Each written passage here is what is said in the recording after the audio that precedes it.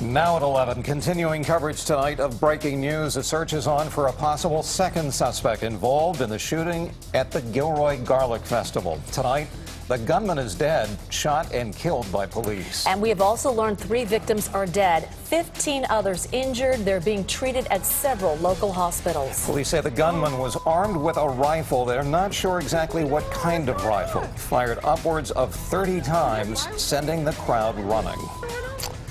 Good evening, I'm Brian Hackney. And I'm Juliette Goodrich. We are continuing our breaking news coverage of shots fired in the final hour of today's Gilroy Garlic Festival. And that's in the area of Christmas Hill Park in just the last hour. This is what we've learned from police about the gunman. At 5:41, shots were reported to police. Police on scene engaged the suspect immediately. The suspect was shot and killed by police believed to be armed with a rifle. We've learned the shooter was able to gain entry into the venue through a nearby creek and managed to cut through a fence to bypass security. Police say they do believe, based on witness statements, that another person may be involved in this incident. And here is the latest from police. There were reports of shooting on the north side of the Garlic Festival area. Officers were in that area and engaged the suspect in less than a minute. They had come into the festival via the creek, which borders a parking area, and they used some sort of a tool to cut through the fence to be able to gain access through the secure fence line, and that's how they got into the festival area itself. We have one suspect we know that is down. We have some witnesses reporting that there may have been a second suspect, but we don't know if that suspect was engaged in any shooting or whether they may have been in some sort of a support role for the person that we have accounted for. Here's the very latest information on the victims. Police say 15 people have been injured. 3 victims are dead. These were the moments when the shots rang out.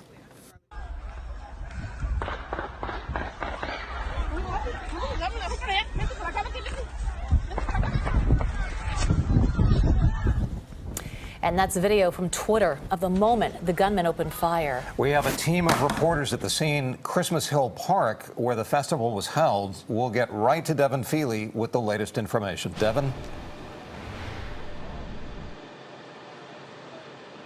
So we just heard from the police chief as well as the Gilroy mayor and one of the festival organizers. They said that this all began tonight about 5:40 as the festival was closing. As you heard just a short time ago, one of the things that the police have been able to nail down at this point is they say it looks like the gunman was able to gain access to the Gilroy Garlic Festival by cutting through a part of the fence line. Because that was one of the questions that several of the witnesses that we spoke to today had. They said, how do you get a gun? How do you get a rifle or some type of assault rifle into this festival where most of the festival goers have to pass through security, have to pass through metal detectors, and have bags checked as they entered? And so that answers one of those large looming questions about how do they get the guns inside. According to the police chief, it appears that they cut through the fence and were able to gain access to the festival grounds in that way. Now, we did talk to some witnesses who say that it appears that the gunman was not targeting specific people, that he was shooting indiscriminately into the crowd. We talked to a woman who said she saw the gunman, who was just really probably 10 or 15 feet away from her, reload that rifle and then go over to a pavilion, to a shopping area where she had been just a short time before that. Now, the police chief says one of the things that they're really trying to focus on at this point is witness reports that there may have been a second person. It's not clear if it was a second shooter or if someone that was an accomplice to the shooter, and that's one of the things that they are trying to figure out. Let's go ahead and hear from the police chief what he had to say just a short time ago. There were reports of shooting on the north side of the Garlic Festival area.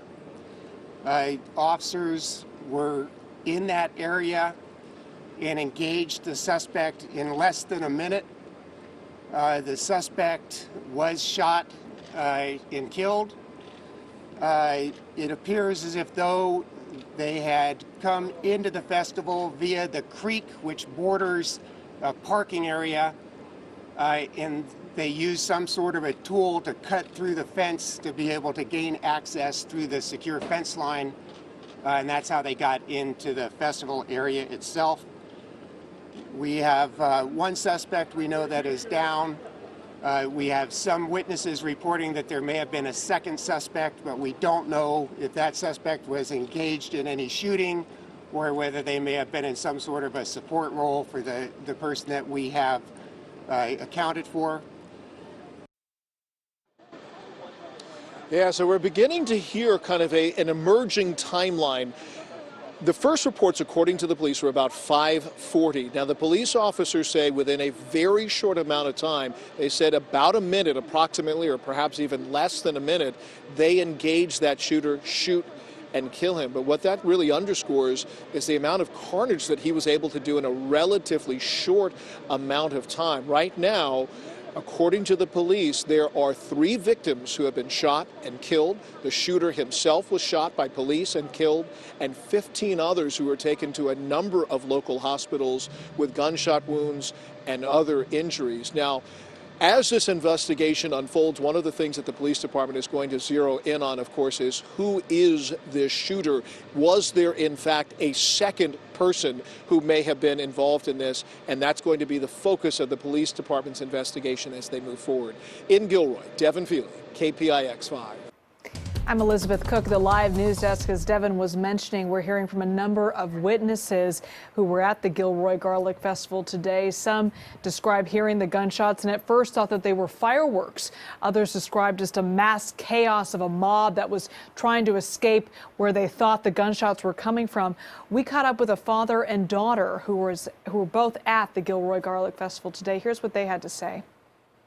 I thought I was gonna die. Why did you think that?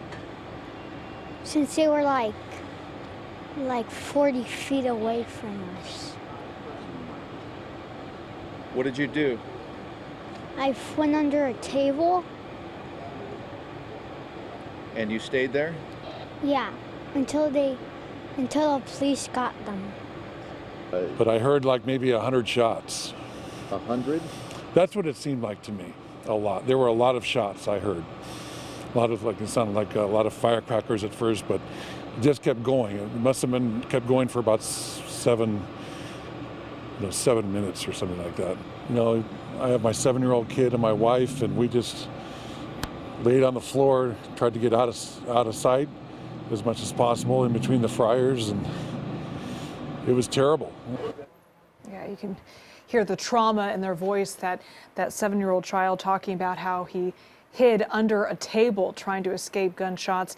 Gilroy Garlic Festival is a family event put on by 4,000 volunteers every year. Some witnesses still too traumatized to even speak of what happened here today. A truly horrific end to a very beloved event. Juliet and Brian, back to you. All right, Liz, we want to go to KPIX 5's Betty Yu. We'll do that in a minute. First, the president tweeted out that law enforcement is at the scene of a shooting. He tweeted this out earlier tonight. In Gilroy, California, reports are that the shooter has not yet been apprehended. Be careful and safe. But let's modify that by saying that the shooter has been taken down by law enforcement. Governor Newsom said this is nothing short of horrific. Tonight, California stands with the Gilroy community. My office is monitoring the situation closely. Grateful for the law enforcement's efforts and their continued work as this situation develops. And now we go to KPIX 5's Betty Yu. She's been speaking with witnesses and survivors all evening, describing the harrowing moments and aftermath. Betty. Juliet, many of them were here at the command post where at this hour there are still several emergency vehicles and crews on standby, and that's because dozens of agencies are involved in this still active investigation from Monterey and Santa Clara counties. Now, this festival is a family-friendly festival, and as it was well documented on social media, we saw dozens of people running for their lives. This shooting left 4 people in the end dead, including the suspect. Now, we saw that the festival was wrapping up. This is a 3-day festival when this gunman opened fire, and witnesses reported hearing multiple rounds fired by a gunman armed with a rifle. Many people I spoke with initially thought that they were hearing fireworks before they realized that they were in real danger. Take a listen.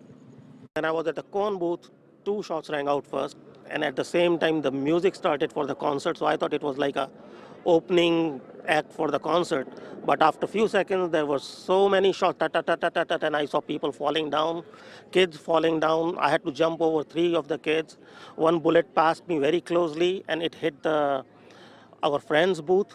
People looking for their kids too, and as soon as the gunfire started, everybody scattered and people were yelling for their kids. And yeah, we just heard this. Then I felt one of the bullets go over my head, and then we actually seen a couple of bullets fly by. And that's when we just helped everybody get out of the way, get out of the scene. What were you thinking of that? Scared? Scared. I thought for sure I was going to get shot. And understandably, so many people we spoke with tonight said they were very, very disoriented in the moments after the gunfire rang out. Now, every year, this festival attracts tens of thousands of people, and tonight, many of them are just starting to process the tragedy and the trauma that they witnessed. Juliet and Brian? All right, Betty, thank you. Response was immediate, with support from Monterey County in the south to all of Santa Clara County. Video shows emergency vehicles and ambulances rushing to the scene amidst the chaos. And we also saw helicopters arriving to get patients out of the area to nearby hospitals. And in fact, just about 20 minutes ago, we received an update from Santa Clara County health officials. Our Wilson Walker was there for that conference and is live at Santa Clara Valley Medical Center. Wilson? I need you to talk to me. Let me know if we're here. Well, this is the trauma center. The most severely injured patients were brought here. In fact, 2 patients from St. Louis were transferred here specifically for the kind of care that they could receive here. You know, as you just mentioned, we just got an update from Joy Alexio, the spokeswoman here at the hospital, on the not just the status of the patients here, but also just the nature of this incident as something that this county has never really had to respond to. Take a listen.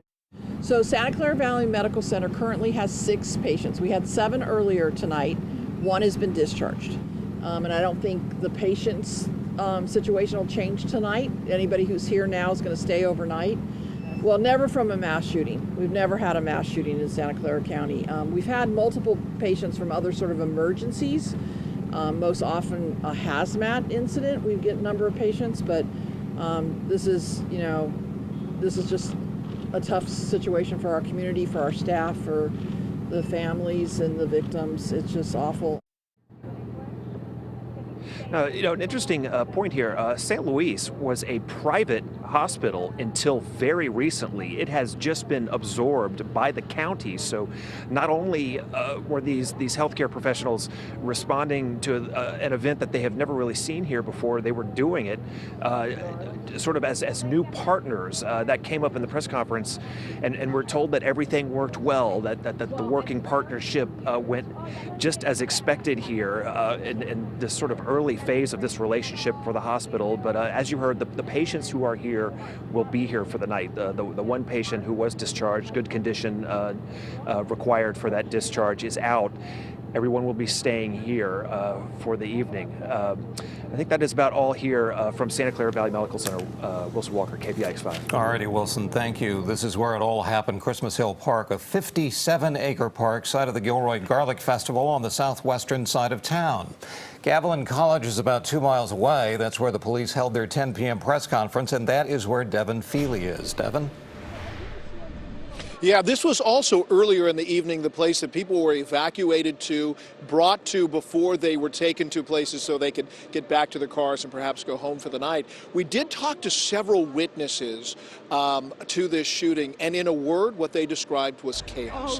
They said depending on how close they were to that gunman, some of them said that they immediately recognized that it was gunshots and gunfire. As you can see here, this was documented, kind of a stampede of people in the immediate aftermath path of this shooting. People that were a little bit further away initially said that they thought that maybe that it was fireworks, until someone said they heard someone yell, "active shooter." At that point, people said it was unmistakable what it was. They grabbed their children, their loved ones, their friends and family, whomever they were with, and they ran away in the opposite direction of where that gunfire was coming from.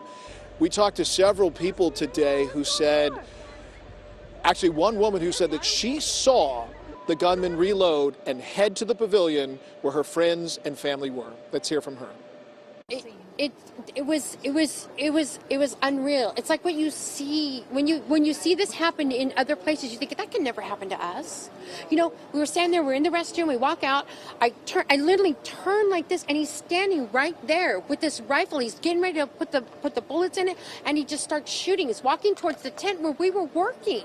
My boss, her husband, they both got shot. They're in the hospital right now. They're in surgery still. I have no idea what's going on with them. Their little boy, my granddaughter, was both in the tent at the same time. My granddaughter, she's 10. She grabbed him and put him under the boxes. She goes, "I saw his face, Mom, Grandma." She goes, "I saw him." And she goes, "He looked at me. He started to come that way." She goes, "I just hit under the box. I didn't know what to do." Imagine the impossible situation that one was in. She said that she was about 10 or 15 feet away from this gunman. He reloads his assault rifle, heads over to that pavilion. She said they didn't say a word because then he would have turned in their direction. But it was with the dawning realization that he was making a beeline for the pavilion where their coworkers and her 10-year-old granddaughter was. She actually said that her granddaughter, as you heard her say, grabbed another younger child, a 3-year-old, and hid him with her own body. That little girl, the 10-year-old, the grandmother said, was close enough to the people who were shot and injured, to the victims, that she had blood splatter on her. I mean, that gives you a sense of just how perilously close she came to being shot herself. Now, that woman picked up the story later on. She said that she circled back around to reunite with her granddaughter, and she said she saw the aftermath. She saw what had happened after the police department had engaged the shooter and shot and killed him. He said that he was lying on the ground, and not to be too graphic, they had handcuffed him with zip ties, something that they just did very quickly, and they said that he was obviously either very badly injured or perhaps already even dead. And so police had very quickly responded to that situation. But just imagine the moments from the time you see the gunman, you realize he's heading for your grandbabies, and you don't know what you can do to stop him. And so those are the kinds of stories that we have been hearing from multiple people who had, you know, an unfortunate brush with this shooter today.